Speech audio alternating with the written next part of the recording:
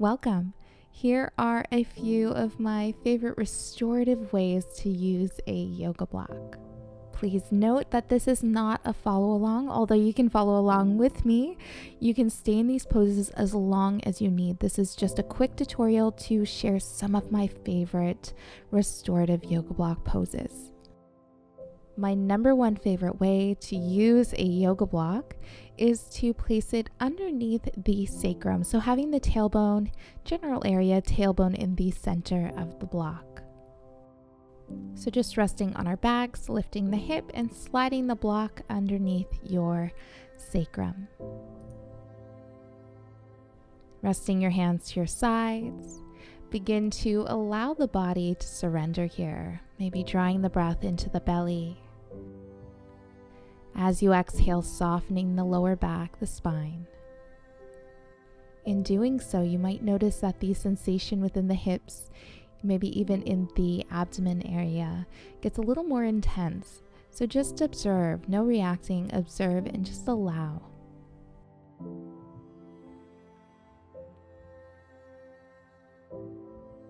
From here, you can stay here or you can play a bit by lifting the legs. Just taking the knees over the hips, and you can rock the knees side to side, using your hands as a bit of support.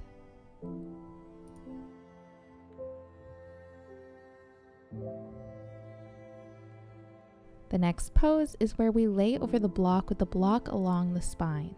I like to come to my forearms and just begin to melt over the block, adjust it if need be.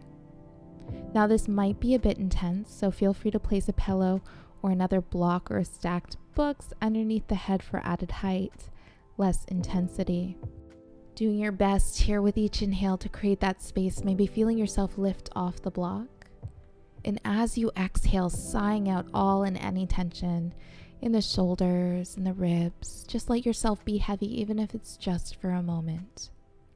Trusting the process.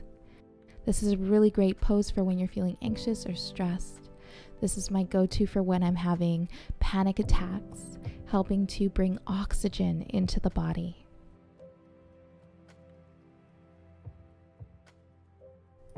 Now from here, you can stay with the legs straight or bent, or you can come into a supine butterfly pose, allowing the knees to fall open, bottoms of feet to touch, and you can also place pillows underneath the knees for added height and support. Now, no matter where you are, if you'd like to take it a bit deeper into the chest, you can inhale, interlace your fingers, reach them up and over. So just reaching them towards that wall in front of you, staying as long as you need.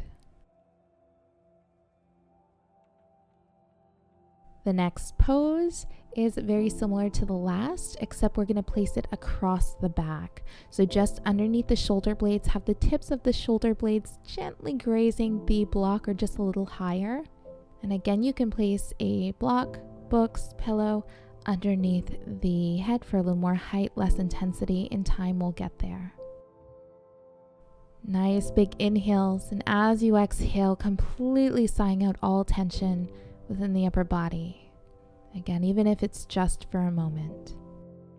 So those are some of my favorite poses, and I always counteract these poses with another one. So you can either hug the knees to chest, give yourself a big hug. We can never give ourselves too many hugs.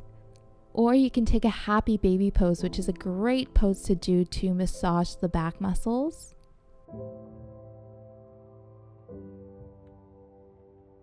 I really hope that you enjoyed, and I hope that they help you in your practice or even just your daily life. Let me know in the comments below if you try one of these, or if you already do some of these poses. Let me know how you like them. Thank you for watching. Namaste.